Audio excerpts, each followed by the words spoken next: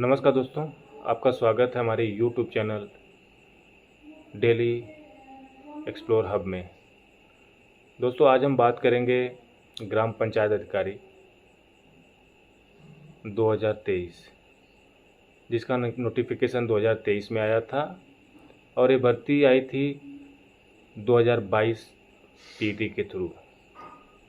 2022 PT में जिसके number general OBC में 99 परसेंटाइल के पास में थे, उनको इस भर्ती में बैठने का मौका मिला था। ऐसे ही SC ST का इस थोड़ा कम था और एक सर्विसमैन का तो 0.49 परसेंटाइल के लगभग था। दोस्तों, इस भर्ती में लगभग 32,000 के लगभग स्टूडेंट बैठे हुए हैं और ये 27 अप्रैल 2025 को इसका एग्ज़ाम हुआ था। जो इसका सिलेबस था, वो सिलेबस था 65 नंबर का पंचायती राज, 15 नंबर का कंप्यूटर और 20 नंबर का UPGK। पेपर का लेवल जो एग्ज़ाम दिया होगा उसको मालूम है कि पेपर का लेवल क्या था। पेपर का लेवल मॉडरेट टू हार्ड था, यानी मॉडरेट भी नहीं बोल सकते, उसको हार्ड ही बोल सकते हैं। जो अगर पढ़ा नहीं होगा वो पेपर उसको एक बार देखा होगा तो समझ में नहीं आएगा कि क्या करें। अच्छे लोग जो जिनकी बहुत अच्छी तैयारी और एग्ज़ाम में अच्छे नंबर लाते थे, उनके यहाँ पर नंबर काफ़ी कम हो गए थे, वो लोग काफ़ी पीछे हो गए। दूसरी चीज़, ये भर्ती इतनी लंबी खींच गई।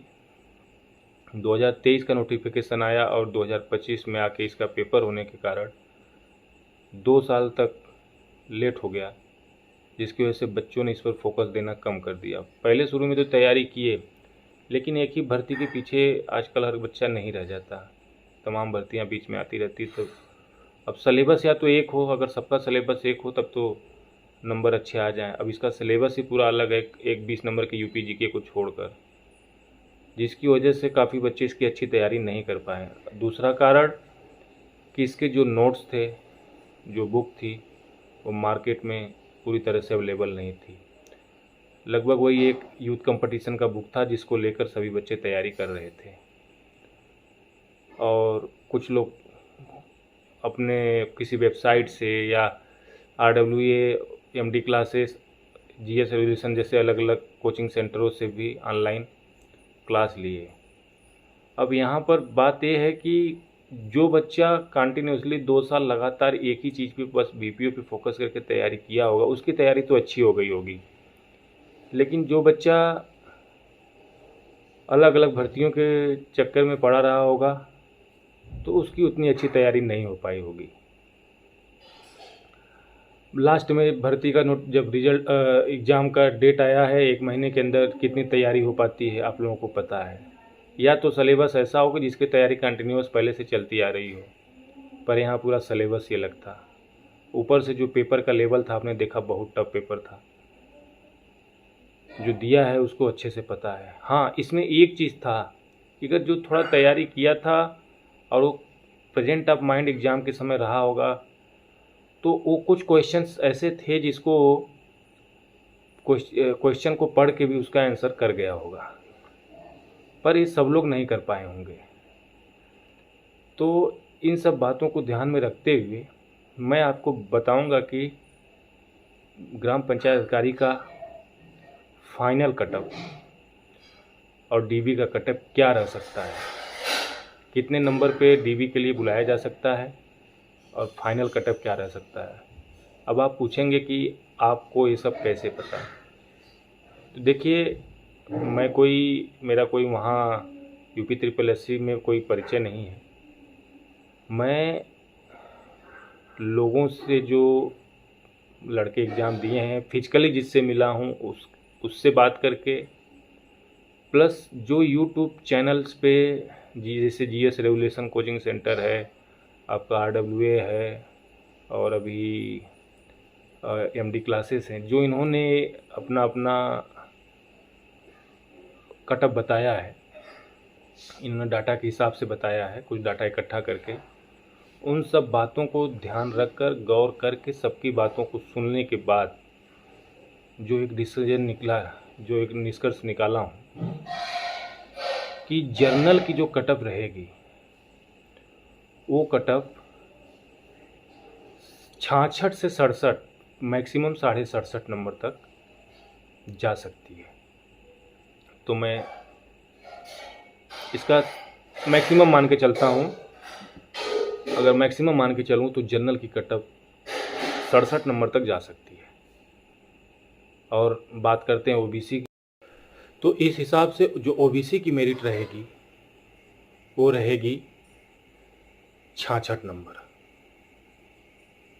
67 जर्नल की और 66 ओबीसी की, 1 नंबर का फ़र्क रहेगा।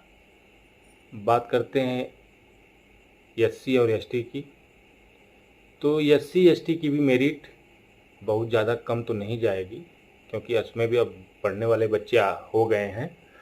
इस हिसाब से जो एससी की मेरिट मुझे लगती है वो 60 वोट के पास रहेगी। और एसटी की, उनकी सीट बहुत कम है, अगर उसमें ज़्यादा बच्चे होंगे तो इस बार एससी से ज़्यादा मेरिट रह सकती है, 62-64 के आसपास।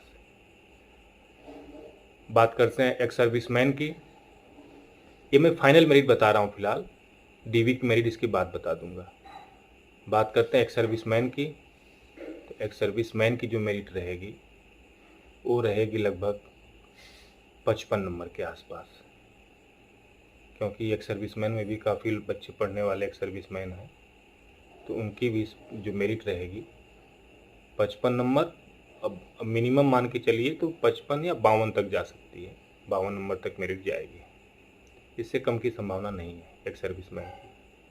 47 वैकेंसी, और जो उसमें इसकी जो आप देखेंगे कि मैंने एक चीज़ बताया था इसमें कि पीईटी के थ्रू जो एक सर्विसमैन लिए गए थे वो 90 परसेंटाइल पे लिए गए थे, मैंने लेखपाल का बता दिया था, यहाँ मैं एक मिस्टेक बाई मिस्टेक बता दिया था।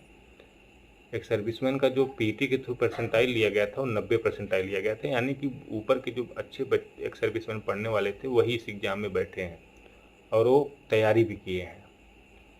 तो इस हिसाब से एक सर्विसमैन की मेरिट भी 52 से 55 के बीच में रह सकती है।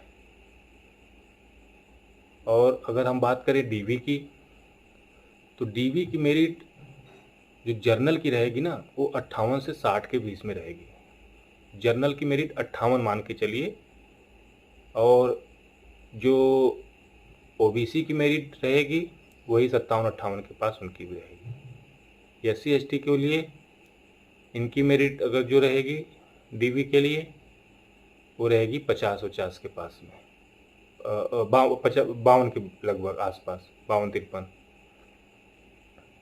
और बात करें एक्स सर्विसमैन की, तो एक्स सर्विसमैन की भी मेरिट जो रहेगी लगभग 47 से 48 नंबर डीवी की मेरिट रहेगी, 2-3 नंबर का उसमें फ़र्क बस वही फाइनल मेरिट में आएगा।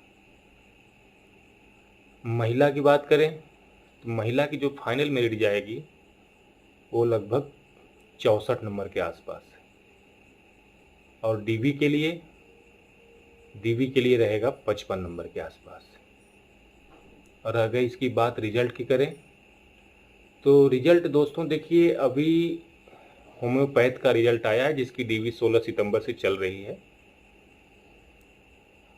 और जो इस समय यूपी SSSC का ट्रेंड चल रहा है उस हिसाब से अगर देखा जाए तो मुझे लग रहा है कि अभी जब इसका डीवी ख़त्म हो जाएगा तब इसके पास 3 एग्ज़ाम और हैं, एक 1828 की है कौन सी, और 2 जो अप्रैल में 11-12 अप्रैल को लगभग एग्ज़ाम हुए थे, 2 वैकेंसी वो है, वो छोटी वैकेंसी, अभी उसका रिजल्ट आएगा और उसकी डीवी कराने के बाद ही बीपीओ का रिजल्ट देंगे डीवी के लिए। तो मेरी संभावना जो मुझे लग रही है कि ये बीपीओ का जो डीवी के लिए रिजल्ट निकालेंगे अक्टूबर लास्ट में या नवंबर के फर्स्ट वीक में, की पूरी संभावना है कि इस टाइम में निकालें, नवंबर 10 तक। तो दोस्तों ये था पूरा एनालिसिस। अगर आप लोगों को एनालिसिस पसंद आई हो तो प्लीज़ मेरे वीडियो को लाइक, शेयर और सब्सक्राइब करें और आगे ही ऐसे ऑथेंटिक जानकारी के लिए मेरे चैनल से जुड़ें। अभी मैं नया हूँ, मुझे इतना जानकारी नहीं है यूट्यूब के बारे में, और तो जानकारी हो तो जो मैं आपको बताया हूँ आप देख लीजिएगा, यही होगा। तो अगर आप जुड़ेंगे, सब्सक्राइब करेंगे तो ऐसे ही जो भी अच्छी चीज़ें होंगी मैं आपके सामने ज़रूर लाऊंगा। धन्यवाद।